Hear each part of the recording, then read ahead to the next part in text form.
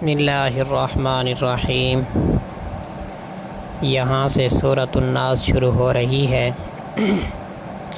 سورۃ الناس یہ مکی سورت ہے اور اس کی 6 آیات ہیں۔ سورۃ الناس مکی ہے۔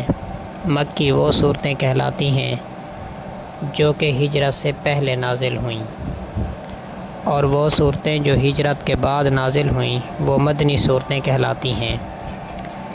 بسم اللہ الرحمن الرحیم۔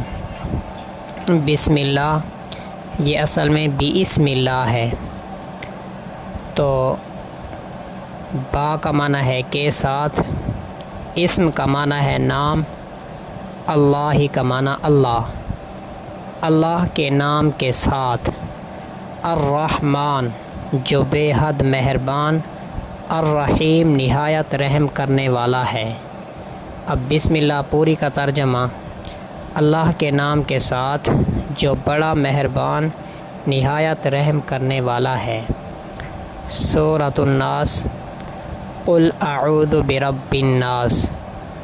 قل کا معنی کہہ دیجئے، اعوذ کا معنی میں پناہ مانگتا ہوں، با کا معنی کی، رب کا معنی رب، الناس کا معنی لوگ۔ کہہ دیجئے میں پناہ مانگتا ہوں لوگوں کے رب کی، مالک کی جو بادشاہ ہے، الناس کا معنی لوگوں کا جو لوگوں کا بادشاہ ہے، الہ کا معنی معبود ہے، الناس کا معنی لوگوں کا، الہ الناس جو لوگوں کا معبود ہے۔ من شر الوسواس الخناس۔ من کا معنی سے، شر کا معنی شر، وسواس کا معنی وسوسہ ڈالنے والے، الخناس کا معنی پیچھے ہٹ جانے والے، پیچھے ہٹ جانے والوں کے شر سے۔ الذی وہ جو، یوسوس وسوسہ ڈالتے ہیں، فی کا معنی میں، صدور کا معنی سینے، الناس کا معنی لوگ۔ الذی یوسوس فی صدور الناس وہ جو وسوسہ ڈالتے ہیں لوگوں کے سینوں میں۔ من کا معنی سے، الجنات کا معنی جنات، واو کا معنی اور، الناس کا معنی لوگ۔ من الجنات والناس جنوں میں سے اور انسانوں میں سے۔ سورۃ الفلق اور سورۃ الناس دونوں کا شان نزول یہ ہے۔ بخاری شریف صفحہ نمبر 858، جلد نمبر 2، اس کے اندر یہ لکھا ہوا ہے کہ بعض یہودیوں نے رسول اللہ صلی اللہ علیہ وسلم پر جادو کر دیا تھا، جس کی وجہ سے حضور اکرم صلی اللہ علیہ وسلم کو بہت تکلیف پہنچی۔ حضرت عائشہ صدیقہ رضی اللہ تعالی عنہ سے روایت ہے کہ رسول اللہ صلی اللہ علیہ وسلم پر بنی ضریق کے یہودیوں میں سے ایک شخص نے جادو کر دیا تھا، جسے لبید بن اعصم کہا جاتا تھا۔ اس کے اثر سے آپ صلی اللہ علیہ وسلم کا یہ حال ہو گیا تھا کہ آپ صلی اللہ علیہ وسلم کو یہ خیال ہوتا تھا کہ میں نے فلاں کام کیا ہے، حالانکہ وہ کام کیا ہوا نہیں تھا۔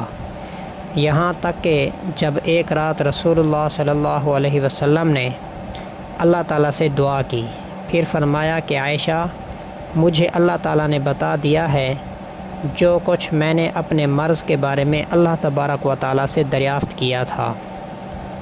میرے پاس یعنی خواب میں 2 آدمی آئے، ایک میرے سر کے پاس بیٹھ گیا اور دوسرا میرے پاؤں کے پاس بیٹھ گیا۔ ان میں سے ایک نے دوسرے سے دریافت کیا کہ ان کو کیا تکلیف ہے۔ دوسرے نے جواب دیا کہ ان پر جادو کیا گیا ہے۔ پھر اس نے پوچھا کہ کس نے جادو کیا ہے؟ جواب دیا کہ لبید بن اعصم نے جادو کیا ہے۔ پھر دریافت کیا کہ کس چیز پر جادو کیا ہے؟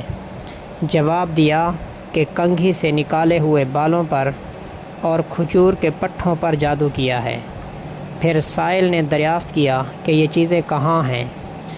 جواب دیا کہ یہ چیزیں ذی اروان نامی کنویں کے اندر ہیں۔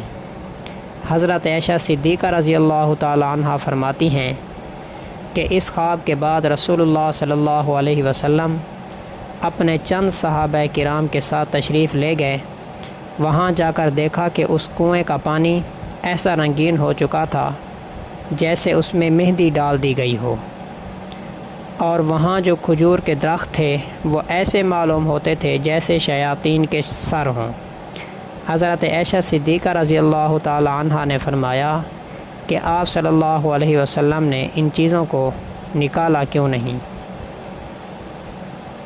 آپ نے فرمایا جب مجھے اللہ نے عافیت دے دی تو مجھے اچھا نہ لگا کہ لوگوں میں شر پھیلاؤں، یعنی مجھے اس کا چرچا ہونا پسند نہیں، لہذا میں نے ان کو دفن کر دیا۔